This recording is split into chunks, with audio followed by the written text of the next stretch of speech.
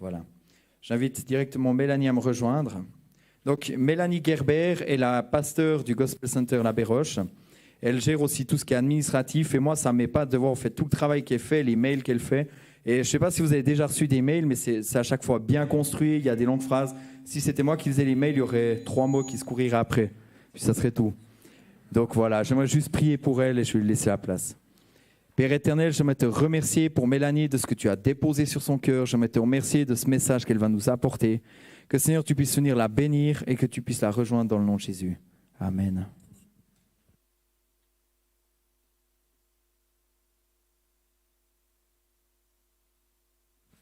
Voilà, bonjour à chacun.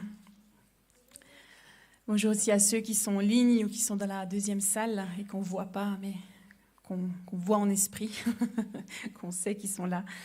Je suis contente d'être là ce matin avec vous, de pouvoir partager ce qui est sur mon cœur. Ce matin, j'avais à cœur de vous parler d'un homme de l'Ancien Testament. Dans la Bible, en fait, il y a 3 chapitres qui parlent de lui. Et puis, il est également fait mention de lui dans la liste des héros de la foi. Vous savez, dans Hébreux 11, quand on parle de tous ces héros, il est fait mention de lui. Et j'aimerais ce matin vous parler de Gédéon. On ne va pas lire ensemble les 3 chapitres qui parlent de lui, mais je vais vous lire certaines parties et puis je vais vous résumer aussi d'autres parties. Mais on va un peu parcourir comme ça toute son histoire. Et je vous encourage à lire à la maison en entier ces 3 chapitres. C'est assez vite lu, hein, c'est pas très long, 3 chapitres. Donc on va survoler ce matin la vie de Gédéon parce que c'était un homme comme vous et moi. Mais sa vie, en fait, elle a fait la différence. Et j'aimerais ce matin vous encourager avec plusieurs points de sa vie. Alors, on ne sait pas ce qui s'est passé dans sa jeunesse. On ne sait pas quel âge il avait non plus. On ne sait pas comment il était enfant. On arrive à un moment de sa vie. Et puis après, on sait les choses jusqu'à sa mort, en fait. Voilà, l'histoire de Gédéon se trouve, en fait, dans le livre des Juges. Et on peut lire toute son histoire entière dans Juges 6, 7 et 8. Et juste avant l'histoire de Gédéon, juste avant en fait, qu'on commence à parler de lui, si on regarde, donc on commence dans Juges 6, le verset 1, mais si on lit le Juges 5, verset 31, c'est marqué « Le pays fut en paix pendant 40 ans ». Donc il y avait la paix. Mais au tout début de l'histoire de Gédéon, c'est plutôt marqué que la paix est partie. C'est noté, les Israélites firent ce qui déplaît à l'Éternel, et l'Éternel les livra entre les mains de Madian pendant 7 ans. Donc ils ont fait ce qui déplaît à l'Éternel, et la paix était partie. Et Gédéon vivait pendant cette période-là. Donc une période où les hommes faisaient ce qui déplaît à l'Éternel, donc les hommes et les femmes, hein, c'est marqué les hommes, mais j'imagine que c'était les femmes aussi, c'est les hommes avec un grand H. Une période où les hommes faisaient ce qui déplaît à l'Éternel, et alors un peuple est venu les terroriser, et c'est marqué que ça faisait 7 ans que ça durait. Et au tout début, là, c'est marqué que pour survivre, en fait, les Israélites, ils devaient vivre dans des ravins des montagnes, dans des grottes, dans des rochers fortifiés. Donc ça ne devait pas être les endroits les plus agréables. Et chaque fois qu'ils semaient quelque chose, les Madians, qui étaient ce peuple qui les opprimait, ils venaient et ils détruisaient tout. Ils laissaient aucune vivre, aucune brebis, aucun bœuf, aucun âne. Et ils étaient dans une grande détresse. Ça devait franchement être pas drôle déjà de vivre dans des endroits cachés. Ensuite, chaque fois qu'on essayait de faire quelque chose pour se nourrir, pour que ça aille mieux, ils venaient et ils détruisaient tout. Ça devait être décourageant. Et alors, c'est marqué ensuite qu'ils se sont tournés à l'Éternel. L'Éternel leur a répondu par un prophète. Et l'Éternel est aussi allé vers Gédéon. Donc, ils sont sous cette oppression des Madianites et l'ange de l'Éternel vient à la rencontre de Gédéon. Et j'aimerais vous lire cette rencontre. C'est dans Juges 6, dès le verset 11. C'est marqué « Puis l'ange de l'Éternel vint et il s'assit sous le térébinthe d'Ophra, qui appartenait à Joas, membre de la famille d'Abiézer. Son fils, Gédéon, battait le blé au pressoir pour le mettre à l'abri des Madianites. L'ange de l'Éternel lui apparut et lui dit « L'Éternel est avec toi, vaillant héros. » Gédéon lui dit « Ah, mon Seigneur, si l'Éternel est avec nous, pourquoi tout cela nous est-il arrivé? Où sont tous ces actes merveilleux, ceux que nos pères nous racontent quand ils disent « L'Éternel ne nous a-t-il pas fait sortir d'Égypte ?» Maintenant, l'Éternel nous abandonne et nous livre entre les mains de Madian. L'Éternel se tourna vers lui et dit « Va avec la force que tu as et délivre Israël de l'oppression de Madian. N'est-ce pas moi qui t'envoie ?» Gédéon lui dit « Ah, mon Seigneur, avec quoi délivrerai-je Israël? Mon clan est le plus faible de Manassé, et je suis le plus petit de la famille de mon père. » L'Éternel répondit, « Mais je serai avec toi, et tu battras les Madianites, comme s'il s'agissait d'un seul homme. » Gédéon lui dit, « Si j'ai trouvé grâce à tes yeux, donne-moi un signe pour montrer que c'est bien toi qui me parles. Ne t'éloigne pas d'ici jusqu'à ce que je revienne auprès de toi, que j'apporte mon offrande et que je la dépose devant toi. » Et l'Éternel dit, « Je resterai jusqu'à ce que tu reviennes. » Gédéon entra chez lui, prépara un chevreau et fit des pains sans levain avec 22 litres de farine. Il mit la viande dans un panier et le jus dans un pot, les lui apporta sous le térébinthe et les présenta.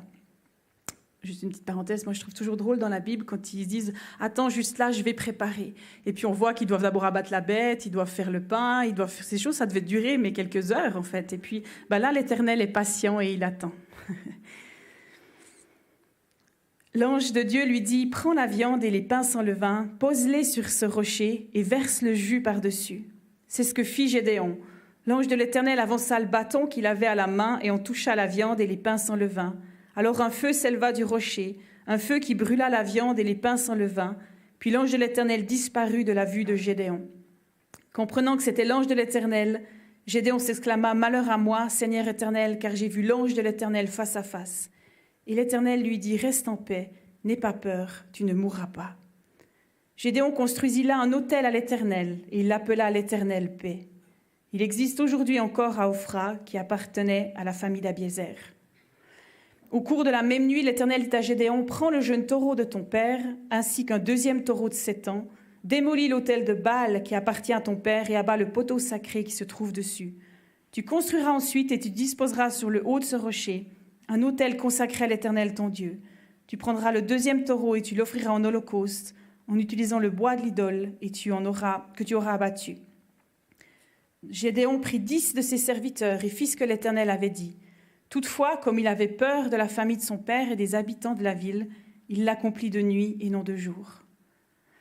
Et puis là, donc, les habitants se lèvent, ils voient que leur autel a été abattu et qu'il y a un autre autel qui est construit et puis qu'il y a un sacrifice qui est offert. Et puis là, ils cherchent qui c'est, ils découvrent que c'est Gédéon et ils ont envie de le tuer. Mais le père de Gédéon va dire « Mais vous ne pensez pas que si Baal est vraiment un vrai Dieu, en fait, il n'a qu'à se débrouiller lui-même et il n'a qu'à lui faire justice. » Et c'est comme ça que Gédéon aura la vie sauve. Et ensuite, Dieu va parler encore à Gédéon et va lui dire « Mais il y a les Madianites qui arrivent de partout pour, encore une fois, opprimer le peuple. » Et puis Dieu va dire à Gédéon « Mais rassemble les tribus d'Israël et allez combattre, allez les attaquer. » Puis là, Gédéon, en fait, il doute, puis il dit « Mais Dieu, est-ce que c'est vraiment toi ?» Et il dit « Mais si tu veux vraiment délivrer Israël par mon intermédiaire, comme tu l'as dit, il lui dit « J'ai envie de mettre une peau de mouton dans l'herbe toute la nuit, et puis s'il y a seulement de l'eau sur la peau de mouton quand je me réveille le matin, mais que toute la terre autour, l'herbe est sèche, je saurai que c'est vraiment toi. » Alors c'est ce qu'il fait. Le matin, il va voir, et sa peau de mouton est marquée qu'il a pu la serrer et remplir un verre complet d'eau. Mais ça ne lui suffit pas. Il dit, mais écoute Dieu, je suis désolée, énerve-toi pas. Est-ce que je peux faire l'inverse? Est-ce que la nuit prochaine, si ma peau de mouton elle reste sèche, mais c'est tout le reste qui est mouillé, je vais croire vraiment que c'est toi qui m'envoies. Et c'est ce qui se passe. Et quand il se réveille le matin, c'est exactement comme il avait dit. C'est mouillé tout autour et la peau de mouton reste sèche. Et là, il décide, il dit, ok, je vais t'obéir Dieu et puis je vais attaquer les Madianites. Et en fait, il appelle des amis à lui, donc d'autres tribus, pour venir avec lui, et il réussit à en faire venir 32 000 vers lui. Et Dieu trouve que c'est trop. Il dit, mais si vous allez combattre comme ça avec 32 000, vous allez prendre toute la gloire pour vous. Alors, il décide de différentes manières de réduire ce nombre pour choisir les gens. Et puis, ils vont être juste 300 pour aller combattre, au lieu de 22 000. Donc, il fallait vraiment avoir foi en Dieu, parce que ça fait un petit nombre en moins. Et le soir, avant de partir avec ces 300, Dieu va dire ceci à Gédéon. Là, on est dans le chapitre 7, le verset 9. Il dit « L'Éternel dit à Gédéon pendant la nuit, lève-toi, descends au camp des Madianites, car je l'ai livré entre tes mains. » Il lui dit « Si tu as peur d'y descendre, vas-y avec ton serviteur Pourra. Tu y écouteras ce qu'ils diront, et après cela, tes mains seront fortifiées. Descends donc au camp. » Et c'est ce que Gédéon a fait. Il est descendu au camp parce que Dieu lui a dit « Mais si tu as peur », et en fait, il savait très bien que Gédéon avait peur. Et il est allé, et puis il a écouté. Ils se sont fait discrets, puis il a écouté ce qu'il disait, puis Il y avait deux personnes qui discutaient, et puis un il disait « Mais tu sais ce que j'ai rêvé cette nuit ?» Il lui explique son rêve, et l'autre lui dit « Tu sais, ton rêve, ça veut simplement dire que Gédéon va venir nous attaquer, et que Gédéon va remporter la victoire. » Et bien sûr, Gédéon, ça l'a encouragé, et puis là, il a compris que Dieu était vraiment avec eux, et il a décidé d'aller, et ils ont remporté la victoire avec ces 300 personnes. Et puis ensuite, ils sont rentrés de cette victoire, une première victoire. Et puis là, on peut s'attendre en fait à ce que tous les autres l'accueillent en triomphe et leur remercient pour cette victoire. Mais en fait, on peut lire dans le chapitre 8, verset 1, « Les hommes d'Éphraïm dirent à Gédéon, « Que signifie cette manière d'agir envers nous? Pourquoi est-ce que tu ne nous as pas appelés à aller combattre les Madianites avec toi ?» Alors qu'il revient en vainqueur, son peuple s'en prend violemment à lui. Et lui, il doit se justifier, il doit leur dire « Mais voilà pourquoi je n'ai pas fait ça. » Et en fait, il ne reçoit aucun merci, aucun encouragement, aucun merci d'être allé là-bas. Rien, c'est juste des reproches. Alors, ils devaient encore poursuivre. Ils n'avaient pas encore réussi complètement leur victoire. Et puis là, ils reçoivent aussi de l'opposition plus loin de villages, de personnes. C'est qu'ils vont leur demander de l'aide, de la nourriture. Et puis, ils leur disent « Mais ça va ? Ou bien tu crois que tu es déjà vainqueur comme ça ? Non, on ne va pas t'aider. » Et puis là, ils reçoivent aussi de l'opposition. Et puis ensuite, il va finir par être complètement vainqueur des Madianites. Et puis, ça terminera, en fait, Gédéon terminera sa vie en se détournant un peu de Dieu, parce qu'il a gagné pas mal d'or, puis il a décidé de faire un autel. Et puis, ça a été un objet où c'est que des gens sont venus adorer ça. C'était un piège, en fait, pour lui et sa famille. Mais sinon, il a quand même eu beaucoup, beaucoup de victoires. Et puis, dans le Juge 28, il est dit... Les Madianites furent humiliés devant les Israélites et ne relevèrent plus la tête. Le pays fut en paix pendant 40 ans, c'est-à-dire durant la vie de Gédéon. Gédéon a amené la paix autour de lui pendant sa vie. Voilà un grand survol de la vie de Gédéon. Là, je vous ai un peu brossé le tableau. Et puis, j'aimerais maintenant pouvoir ressortir un peu plusieurs points. Alors, j'ai un peu triché parce que les points que j'aimerais ressortir, c'est un peu les versets que je vous ai lus déjà ou des choses que j'ai déjà dit, mais... J'aimerais aller un peu plus loin avec ces choses-là. Parce que Gédéon, en fait, peut nous enseigner ou nous donner de très belles clés, en fait, par juste ces 3 chapitres. Et comme je disais au tout début, donc, quand l'Éternel est venu à la rencontre de Gédéon, il était en train de travailler, Gédéon.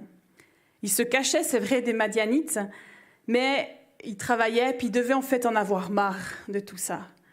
Et c'est vrai que pour survivre, pour avoir un petit peu de nourriture, il a décidé de se cacher dans un pressoir, et puis là, de battre le blé. Donc, c'est 2 choses qui ne sont pas faites pour la même chose.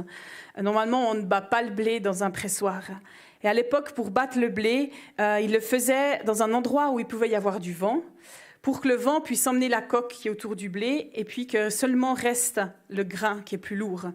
Donc, en principe, il faisait ça plutôt dans un grand espace ouvert, qui était plutôt visible, et où on savait qu'il y avait du vent. Mais Gédéon savait que s'il faisait ça de cette manière-là, ça voulait dire que les Madianites allaient le voir et qu'ils allaient venir et puis tout détruire. Donc, il avait quand même réussi, je trouve aussi déjà, de faire pousser son blé.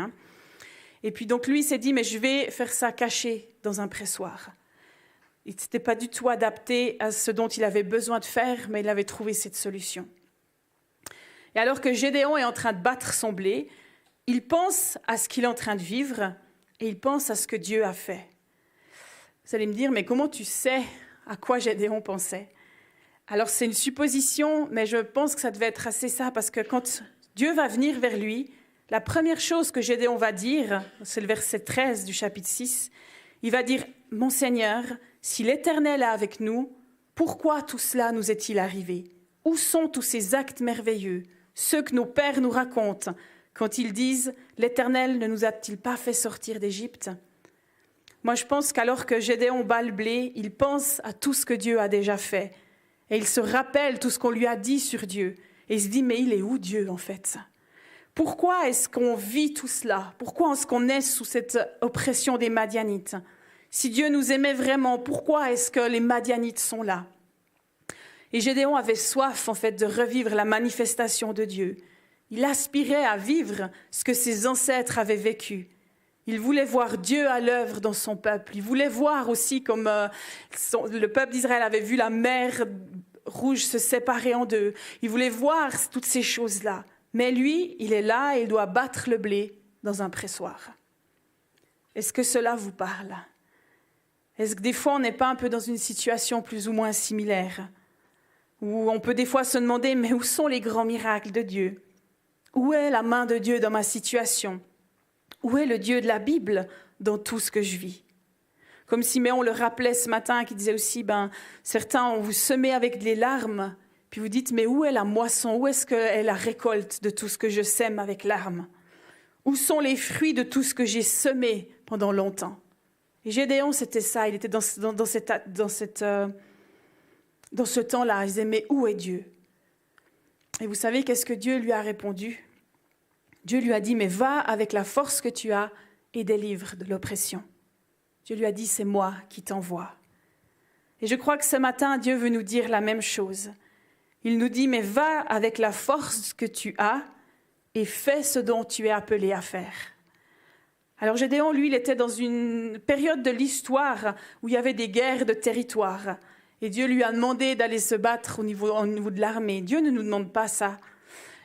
Dieu ne nous demande pas ça ce matin, mais il nous dit, mais je t'ai créé pour quelque chose. Fais ce pourquoi je t'ai créé. Va avec la force que tu as et fais ce dont tu es appelé à faire.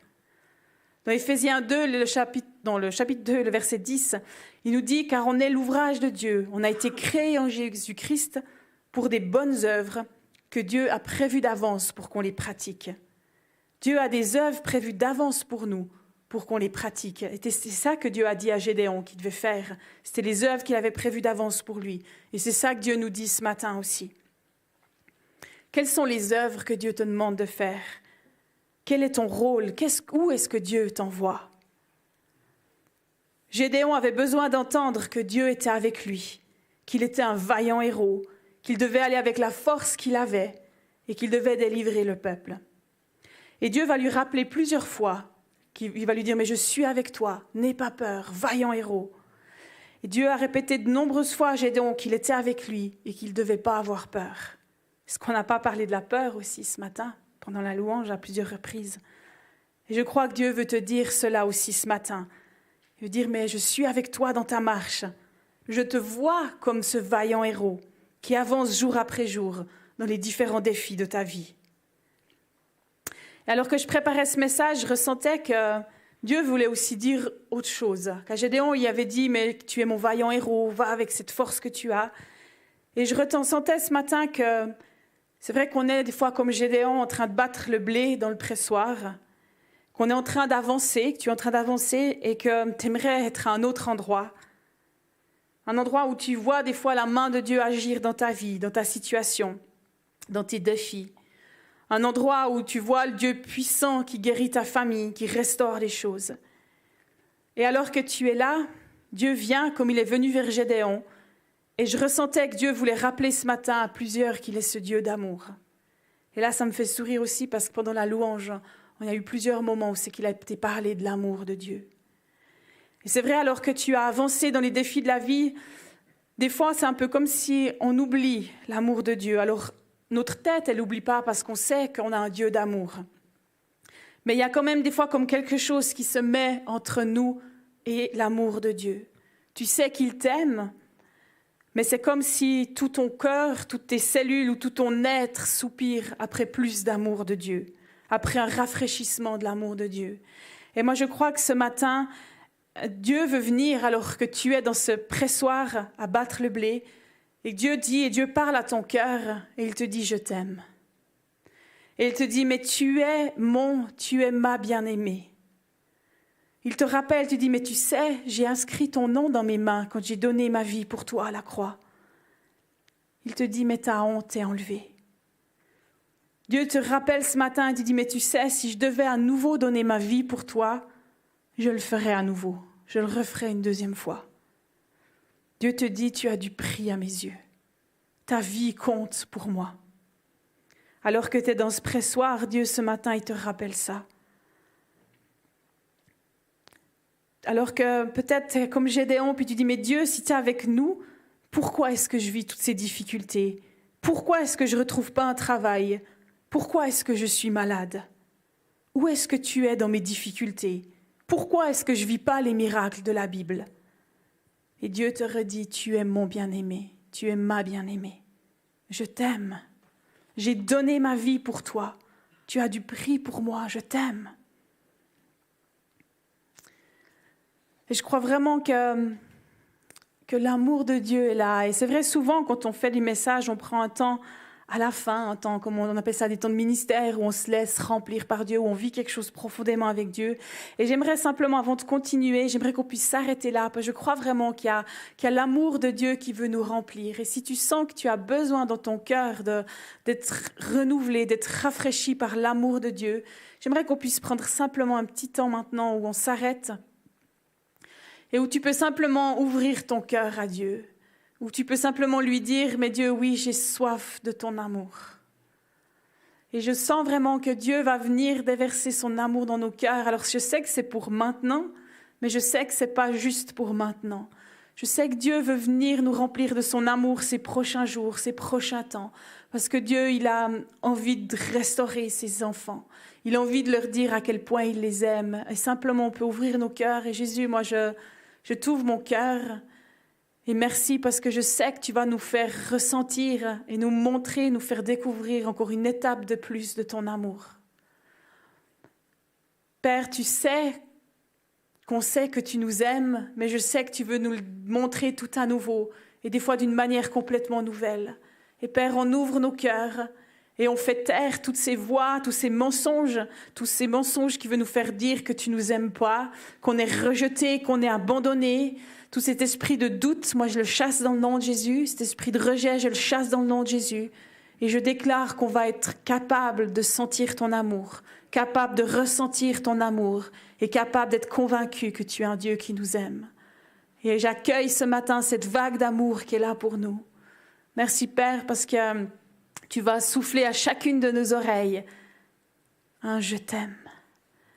Et tu sais comment on sait le mieux ressentir l'amour chacun d'entre nous. Et je sais que tu vas le faire d'une manière particulière pour chacun d'entre nous, une manière personnelle et spécifique. Merci Père pour cet amour qui est là. Amen. Dieu a dit à Gédéon, mais va avec la force que tu as. Il n'a pas dit, attends d'avoir une force de vaillant héros, de faire encore un peu de musculation, un petit peu de choses, puis après tu pourras aller combattre ces géants. Non, il a dit, mais va avec la force que tu as, continue avec la force que tu as, mais sors du pressoir. Et c'est ce que Dieu nous dit ce matin, va avec la force que tu as, mais sors du pressoir. Et Gédéon a décidé de se lever et de faire ce que Dieu lui demandait. Et puis là, je trouve intéressant parce qu'on peut apprendre plusieurs choses de quand il était dans la volonté de Dieu, à faire sa volonté. Dieu a demandé à Gédéon, la première chose, d'aller détruire l'autel de Baal, puis d'offrir des sacrifices à l'Éternel et de construire un nouvel autel. Et Gédéon, il l'a fait, mais il l'a fait de nuit. C'est marqué parce qu'il avait peur de sa famille et il avait peur des gens de son entourage. Il avait peur. Gédéon avait peur. Et est-ce que Dieu lui a reproché de l'avoir fait de nuit et d'avoir eu peur ? La réponse est non. À aucun moment, on voit Dieu qui lui reproche d'avoir eu peur. Par contre, je pense que Dieu le lui aurait reproché s'il n'avait rien fait, s'il n'avait pas obéi.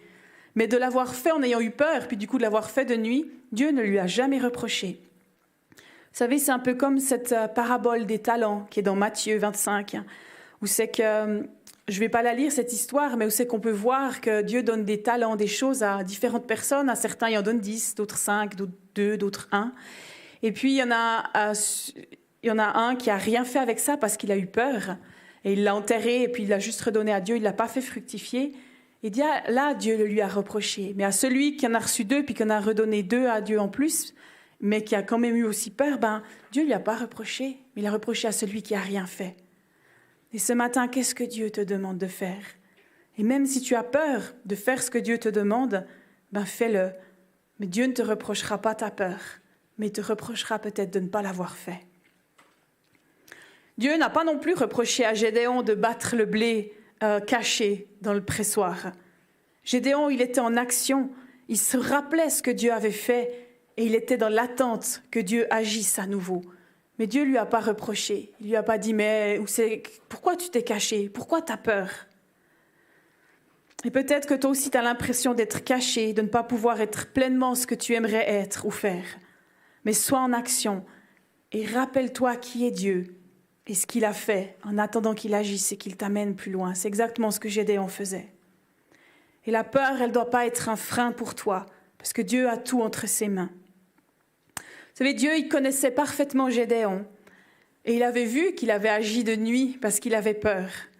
Alors pour la suite du combat contre les Madianites, Dieu avait déjà prévu une solution pour lui. Il lui a même dit, je l'ai lu ce verset avant, il lui dit, mais si tu as peur d'y descendre, vas-y avec ton serviteur. Dieu lui a pas dit, mais arrête d'avoir peur maintenant. Il n'a pas dit, mais écoute, sois pas un faible, je t'ai dit que tu étais un vaillant héros. Non, Dieu lui a prévu une solution pour s'il avait peur. C'est pas touchant, ça, de la part de Dieu, c'est dire, Dieu, il a des solutions même si on a peur. Et des fois, c'est de nous dire, arrête d'avoir peur. Mais des fois, c'est, écoute, fais ça comme ça, vas-y avec ton serviteur. Et puis, tu verras, tu pourras entendre. Est-ce que Dieu n'a pas non plus une solution pour toi, pour tes peurs? Pendant la louange, JD a parlé de la peur. Et puis, il nous a encouragés, il a dit, mais les peurs, elles partent quand tu es dans la proximité avec Dieu, quand tu es dans l'intimité avec Dieu. Et moi, je crois que dans ces temps d'intimité que tu vas avoir avec Dieu, et si Dieu, dans ces temps-là, voulait te parler comme il a parlé à Gédéon, et te dire, mais si tu as peur, fais les choses comme ceci. Toi, tu as toujours voulu penser, dire qu'il fallait faire comme ça, puis tu disais, mais moi j'ai peur, et que ça te bloquait. Et si dans ce temps d'intimité que tu prends avec Dieu, Dieu te disait, si tu as peur, fais plutôt comme ceci. Moi, je crois vraiment que Dieu a des solutions pour combattre nos peurs. Alors, des fois, la solution, c'est vraiment de prier, de prendre position, et puis dire, esprit de peur, moi, je te chasse et je te veux pas de ma vie. Mais des fois aussi, la solution, elle est simplement d'écouter Dieu et dire, Dieu, comment tu ferais les choses? Dieu appelait Gédéon vaillant héros. Dieu le voyait comme ça, mais il lui prévoyait aussi des solutions pour s'il avait peur. Crois que, comme Dieu a fait avec Gédéon, il va faire la même chose pour toi. Mais Gédéon, lui, il était en action. Il n'est pas resté dans le pressoir à battre le blé. Il s'est mis en action pour faire ce que Dieu lui demandait de faire. Et Dieu a été patient avec Gédéon. Je vous l'ai raconté là dans Juge 6, quand quand Gédéon va mettre sa peau de mouton, et puis elle va lui dire, d'abord j'aimerais Dieu qu'elle soit mouillée elle, mais pas le reste. Puis après il dit, mais écoute Dieu, est-ce qu'on peut faire ça encore une nuit de plus? Et puis on fait l'inverse. Dieu lui a pas reproché de l'avoir demandé 2 fois. Dieu a été patient avec lui. Dieu a eu la patience de lui répondre et de le rejoindre dans le besoin qu'il avait d'être rassuré. Et Dieu est toujours le même. Dieu ne va pas te lancer comme ça et te dire, maintenant, hop, vas-y, débrouille-toi. Mais Dieu va être patient avec toi. Alors des fois, Dieu va être pressant aussi avec toi, parce que des fois, il dit, là, il faut que tu y ailles vraiment. Mais Dieu va être patient aussi, il est ce Dieu patient. Et Gédéon, je répète encore, mais je crois que c'est important de l'entendre, Gédéon n'est pas resté dans le pressoir, mais il s'est mis en action. Et plus loin, on va encore apprendre 4 choses de la vie de Gédéon. Dans Juge 8, je vous l'ai lu, je l'ai dit avant, on apprend en fait que Gédéon, alors qu'il est revenu de la victoire sur les Madianites, il a reçu des reproches en fait de plusieurs personnes. C'est que je disais qu'il n'a pas reçu des merci, mais c'était plutôt des gens mécontents. Gédéon vient de délivrer le peuple et on lui fait ce reproche, on lui dit « Mais pourquoi est-ce que tu as fait ça de cette manière et pourquoi est-ce que tu ne nous as pas demandé de venir ?» Alors que Gédéon, en fait, avait reçu la stratégie de Dieu. C'était Dieu qui lui avait dit « Mais je ne veux pas que tu ailles avec toutes ces personnes-là, je veux que tu ailles vraiment avec ces 300 personnes. » Et nous, on pourrait s'attendre à se dire « voilà, il a fait vraiment ce que Dieu voulait, il était dans la volonté de Dieu, il était dans le timing de Dieu, tout le monde va être content et tout le monde va lui remercier. » Non, personne ne le remercie, personne ne l'encourage. Il vient de gagner, en fait, ça, alors que ça faisait 7 ans que les Madianites oppressaient lourdement le peuple. 7 ans, c'est long, c'est pas juste punaise, ça fait 1 semaine que c'est difficile et puis il y a une victoire. Non, ça faisait 7 ans. Mais ils ne sont pas reconnaissants et ils lui reprochent de n'avoir pas fait les choses d'une certaine manière. Et ce qu'on apprend, ce que moi, quand j'ai lu ça, j'étais touchée, je me dis, mais quoi que tu vas faire, tu vas recevoir à des moments des reproches des gens et qui ne seront pas contents de comment tu feras les choses. Des fois, quoi qu'on fasse, il y a de toute façon des gens qui ne seront pas contents. Et puis Gédéon, c'était pareil. Il a fait quelque chose d'extraordinaire. Il était dans le timing de Dieu, dans la volonté de Dieu, et on lui a donné des reproches. J'ai envie de dire, ça fait un peu partie du jeu, ça fait partie de la vie. Mais ne t'arrête pas à ça. Gédéon ne s'est pas arrêté à ça. Il leur a pas répondu ouais, mais vous savez, j'ai quand même gagné, j'ai quand même fait ci. Non, il a répondu quelque chose de très grande sagesse. Je pense qu'il a reçu de Dieu. Je vous le dis pas, comme ça vous pourrez lire ce qu'il leur a répondu. Mais ça a amené la paix et ça a apaisé le peuple. Et moi, je t'encourage à être comme Gédéon, à ne pas dire, à chercher la gratitude des gens, mais à chercher répondre avec sagesse et qui amène la paix. Vraiment, il a amené vraiment de la paix. Et je t'encourage aussi à toi de faire en sorte de ne pas faire partie de ces gens qui sont mécontents. Parce que c'est vrai, là, il y avait deux groupes. Il y a le groupe de Gédéon et le groupe de ceux qui ne sont pas contents. Et des fois, on se trouve dans le groupe de Gédéon où on se dit j'ai fait toutes ces choses-là et pourquoi personne ne me dit merci? Mais des fois, on est dans l'autre groupe où c'est qu'il y a des gens qui remportent des victoires ou qui font des choses. Et puis, on est dans ces gens qui râlent. Puis, mais pourquoi tu n'as pas fait ça comme ça? Et puis, on dit même pas merci. Et moi, je vous encourage à ne pas faire partie de ces gens-là. Même si les choses sont faites différemment que toi, tu aurais fait, ça ne t'empêche pas de dire merci pour ce qui a été fait. Et des fois, de faire ces choses-là d'une manière, des fois, toute bête. Moi, des fois, l'exemple le plus facile à prendre et qui est le plus d'actualité, qui est toujours d'actualité d'ailleurs, mais c'est par rapport à nos politiciens.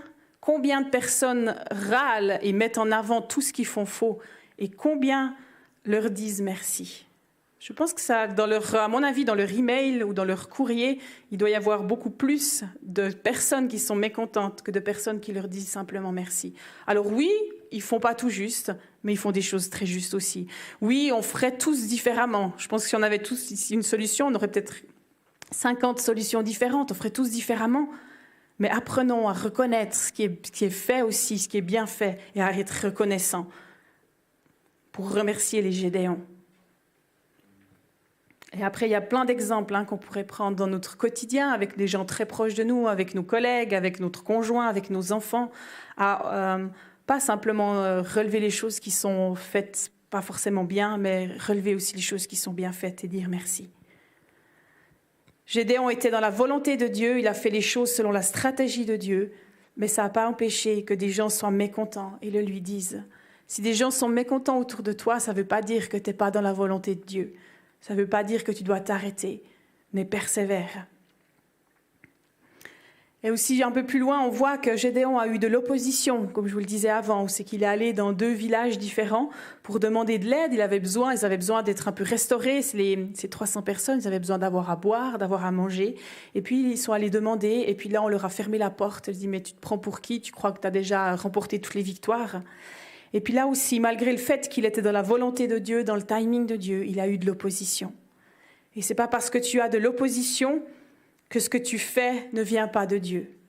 Trop souvent, de personnes s'arrêtent, se mettent en avant, en action, et puis ont une première opposition, puis disent si j'ai de l'opposition, c'est que ce n'est pas la volonté de Dieu. Mais non, Gédéon était dans la volonté de Dieu, dans le timing, et il a eu de l'opposition. Et ce n'est pas parce que tu vois ou quelqu'un, des fois, autour de toi, avoir de l'opposition dans sa vie ou souffrir, passer un temps difficile, que cette personne n'est pas dans la volonté de Dieu. Ce n'est pas vrai. Le psaume 34 dit « Beaucoup de malheurs atteignent le juste, mais l'Éternel l'en délivre toujours. » Ce n'est pas marqué « Aucun malheur atteint le juste », c'est marqué « Beaucoup de malheurs atteignent le juste », mais par contre, c'est marqué « L'Éternel l'en délivre toujours ». Et je crois qu'il faut arrêter de croire que parce qu'on a de l'opposition, tu es hors de la volonté de Dieu. Des fois, oui. Des fois, on est hors de la volonté de Dieu, puis il y a de l'opposition à cause de ça. Mais des fois, il y a de l'opposition parce qu'on est dans la volonté de Dieu. Et ce n'est pas parce que la personne, je le redis, mais ce n'est pas parce que la personne à côté de toi vit un temps difficile qu'elle est hors de la volonté de Dieu. Là aussi, des fois, c'est parce que justement, elle est dans la volonté de Dieu. Et Gédéon a vécu ça. Et on apprend que, Gédéon a vécu ça. On apprend aussi que dans le Juge 8, 27, Gédéon va se détourner à un moment donné un peu de sa vie de Dieu. C'est ce que je disais avant, qu'il a construit un autel et que ça a été un piège pour lui et pour sa famille. Et là, Gédéon, ça nous encourage à rester toujours proche de Dieu et de ne pas être un piège pour notre famille, mais de rester toujours proche de Dieu. Et pour terminer, c'est marqué, je l'ai lu, je crois avant, mais je vais le relire encore une fois. Le verset 28 du chapitre 8, « Les Madianites furent humiliés devant les Israélites et ne relevèrent plus la tête. Le pays fut en paix pendant 40 ans. c'est-à-dire durant la vie de Gédéon. Pendant la vie de Gédéon, il y a eu la paix. Gédéon a obéi à Dieu, il a fait ce que Dieu voulait, il a passé par-dessus ses peurs, il a cru quand Dieu lui a dit « va avec la force que tu as », et il est dit que pendant sa vie, il y a eu la paix. Je me dis, mais quel cadeau qu'il puisse être écrit que pendant ta vie, il y a eu la paix. Elle me disait, mais est-ce que tu as envie d'être aussi un artisan de paix comme lui? Est-ce que tu as envie qu'on puisse dire de toi, pendant ta vie, il y a eu la paix. Pendant la vie de tel et tel, il y a eu la paix. Parce qu'il était un artisan de paix. Alors pour ça, Gédéon, il s'est rappelé de la grandeur de Dieu pour pouvoir vivre cette paix. Et il a fait les choses avec la force que Dieu lui a donnée. Et c'est pas grave si tu as peur, parce que Dieu aura des solutions pour cela. On l'a appris avec la vie de Gédéon. Dieu aura de la patience pour toi. Oui, c'est vrai, il y aura de l'opposition. Oui, des gens seront mécontents, quoi que tu fasses. Mais si tu fais cela, tu seras un artisan de paix. Mais Dieu te demande une chose, il te demande de sortir du pressoir. Dieu a dit à Gédéon, mais sors, il n'y a pas dit comme ça, c'est pas écrit textuellement comme ça, mais c'est ce qu'il lui disait, il disait, mais sors du pressoir et fais ce pourquoi je t'appelle. Ne reste pas caché dans ce pressoir, mais va faire ce pourquoi je t'appelle. Il lui a dit, mais tu n'es pas appelé à battre le blé dans le pressoir, et c'est ce que Dieu te dit ce matin. Il utilise cette image, et il te dit aussi, tu n'es pas appelé à battre le blé dans le pressoir. Oui, Dieu te dit ce matin, oui, tu vas être incompris parfois. Oui, parfois on va oublier de te remercier. Mais tu vas avoir de l'opposition, même que tu seras dans le timing et dans la volonté de Dieu.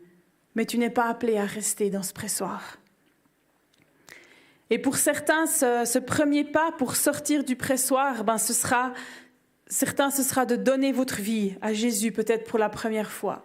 Peut-être qu'il y a des gens qui sont là dans la salle ou qui nous regardent et vous n'avez jamais donné votre vie à Jésus pour la première fois. Et peut-être pour toi, pour se dire, je veux sortir du pressoir, c'est de donner ta vie à Jésus. Ou certains, c'est en lien avec ça, peut-être c'est de donner réellement ta vie à Jésus. C'est vrai, des fois, on fait de Jésus, on dit oui, je te donne ma vie, et puis on oublie que Jésus veut être notre sauveur, oui c'est vrai, mais qu'il veut être aussi notre Seigneur. Et d'accepter Jésus comme le Seigneur de notre vie, ça veut dire qu'il y a des choses qu'on doit régler dans notre vie, qu'il y a des choses qu'on doit adapter, qu'on doit remettre sur un autre chemin, parce que Dieu veut faire de lui notre Seigneur et notre Sauveur. Et j'aimerais déjà simplement qu'on puisse s'arrêter sur ces 2 premiers pas à faire, et puis alors qu'on ferme peut-être tous les yeux pour ne pas gêner la personne qui est à côté de nous, et puis qu'on puisse être juste nous devant Dieu. Et simplement, j'aimerais pas continuer sans laisser cette possibilité, ou même si toi tu es à la maison et tu es tout seul à nous regarder, c'est pas un souci, simplement de se poser la question, dire mais est-ce que j'ai besoin ce matin de donner ma vie à Jésus pour la première fois, ou est-ce que j'ai peut-être besoin de redonner ma vie à Jésus et de faire que Jésus soit réellement le Seigneur et le Sauveur de ma vie? Alors là où je suis, je ne vais pas pouvoir voir tout le monde, mais par contre, Dieu vous voit. Et puis, si tu es peut-être chez toi, ou tu es dans la salle ici, ou dans l'autre salle, tu peux peut-être faire simplement un geste, puis dire, mais Dieu, moi, oui, je lève ma main juste pour dire, Dieu, je veux te donner ma vie. Je veux te redonner ma vie. Je veux mettre de l'ordre peut-être dans ma vie. Et si tu es là, n'importe où tu sois, simplement, tu peux lever ta main et tu peux répéter cette prière après moi et dire, Seigneur Jésus, et tous ensemble, on peut le faire, comme ça on accompagne ceux qui le font peut-être pour la première fois. Tu peux dire, Seigneur Jésus, j'ai envie de te donner ma vie. Je ne connais pas encore tout de toi, mais je veux t'accepter dans mon cœur et je veux te demander pardon pour mes péchés. Et Jésus, je veux faire de toi le Seigneur et le Sauveur de ma vie. Amen. Amen. Et certains, peut-être ce premier pas pour sortir du pressoir, c'est de mettre de l'ordre dans ta vie et d'oser affronter ce que tu n'as pas envie d'affronter. Vous savez, il y a des fois des choses qu'on sait qu'il faudrait qu'on affronte, qu'il sait qu'il faut qu'on mette en ordre dans nos vies et qu'on n'a pas envie de le faire. Des fois, sortir de ce pressoir, c'est d'oser affronter ces choses-là. Des fois, pour certains, le premier pas, c'est de laisser Dieu guérir notre cœur. Vous savez, on est dans un... Je vous apprends rien de vous dire qu'on est encore sur cette terre et qu'on est entouré d'êtres humains. Et puis, quand on est en relation avec d'autres personnes, ça peut arriver que des fois, il y a des choses qui blessent nos cœurs. Et puis, tant qu'on sera sur cette terre, il y aura des choses ou des situations. Et très souvent, c'est pas voulu, c'est pas forcément voulu de la personne en face de nous. Mais des fois, il y a des choses qui nous blessent. Simplement parce qu'on avance dans la vie, qu'on est des êtres humains qui sont confrontés les uns aux autres. Et là, je crois que Dieu veut guérir aussi des cœurs, veut guérir des situations qui sont là et qui ont fait mal. Et puis, Dieu, il vient comme il est venu vers Gédéon. À Gédéon, il avait besoin d'entendre qu'il était ce vaillant héros. Et moi, j'ai parlé aussi que certains avaient besoin d'entendre que Dieu vous aimait. Et certains avaient besoin de prendre ce temps avant que Dieu vous sorte de là, qui veut guérir votre cœur. C'est pas un souci. C'est vraiment pas un souci de se dire, moi, j'ai besoin d'un temps où Dieu guérisse mon cœur.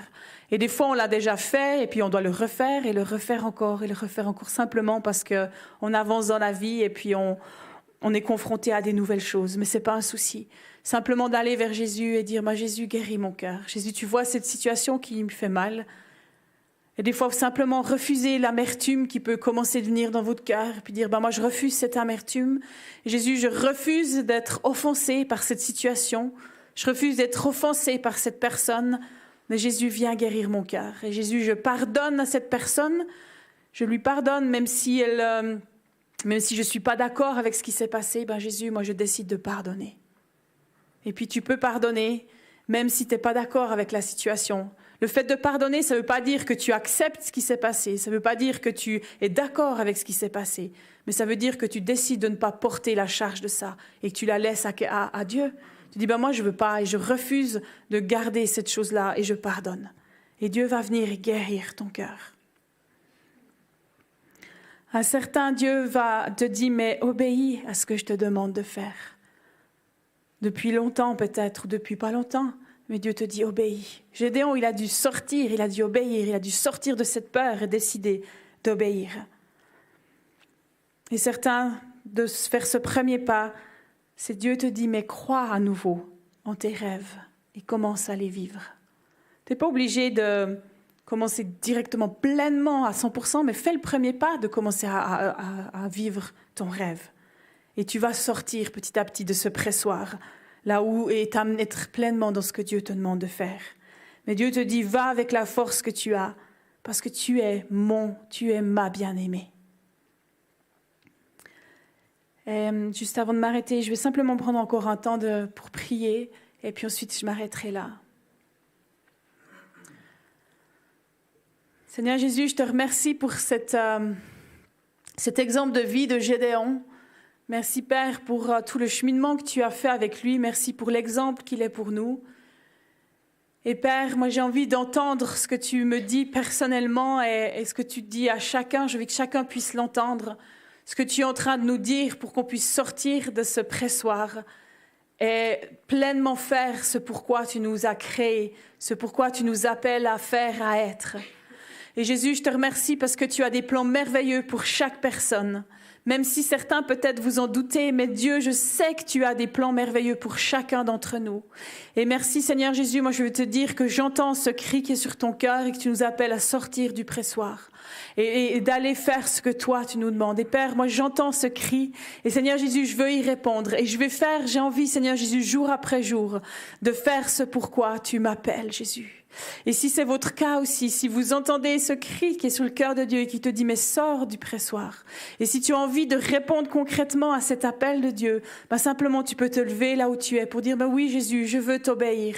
Oui Jésus, je veux entendre ce que tu me dis et je veux Seigneur Jésus sortir du pressoir et obéir et faire ce que tu me demandes. » Et je veux affronter mes peurs et je veux Seigneur Jésus chercher des solutions avec toi et écouter ce que toi tu me dis. Et si tu as envie de faire ce pas, si tu as besoin de le faire concrètement, de le montrer concrètement à Dieu, simplement sois libre de te lever, mais tu peux aussi rester assis, pas un souci. Mais si tu as besoin de te lever pour dire Dieu, oui regarde, je me lève, je veux sortir de ce pressoir, simplement tu peux le faire. Merci Jésus parce que tu nous dis d'aller avec la force qu'on a et que toi, je sais Jésus, que tu renouvelles cette force alors qu'on avance dans ce chemin. Merci Jésus pour ta présence. Merci parce que tu es là parmi nous. Merci parce que tu ne nous laisses pas tomber. Merci pour ton infinie patience envers nous. Merci parce que tu ne t'énerves pas si on te demande des fois 2 fois de nous confirmer les choses. Merci pour les solutions que tu donnes à nos peurs. Merci pour ton amour qui nous remplit tout à nouveau. Merci Jésus parce que je sais que pour chaque personne qui est là ce matin, tu as des plans parfaits et il y a des belles choses qui vont sortir, des belles fleurs qui vont fleurir, des beaux fruits qui sont là. Amen. Moi, je vous encourage juste à la fin, je vais redonner la parole à Siméon, mais vraiment, si vous avez besoin qu'on prie pour vous à la fin par rapport à la peur, on en a beaucoup parlé ce matin, je pense que Dieu vraiment met un accent là-dessus particulier. Si vous avez besoin qu'on prie pour vous par rapport à ça ou par rapport à l'amour de Dieu, vous pouvez simplement vous approcher, ceux qui sont dans la salle en bas, venir ici devant, il y a des gens qui vont prier pour vous. Si vous êtes dans la salle en haut, je sais qu'il y a Ning, je pense qu'il y a Marianne aussi qui est en haut et que vous pouvez vous approcher de ces 2 personnes pour prier avec vous. Et si vous êtes seul chez vous, vous pouvez déjà prier pour vous, tout seul, mais vous pouvez aussi, peut-être si vous connaissez des gens, des chrétiens autour de vous, des gens de votre église, si vous êtes de notre église, vous pouvez nous contacter, simplement chercher aussi quelqu'un qui peut prier avec vous, mais restez pas comme ça, mais vraiment, on est là pour prier avec vous.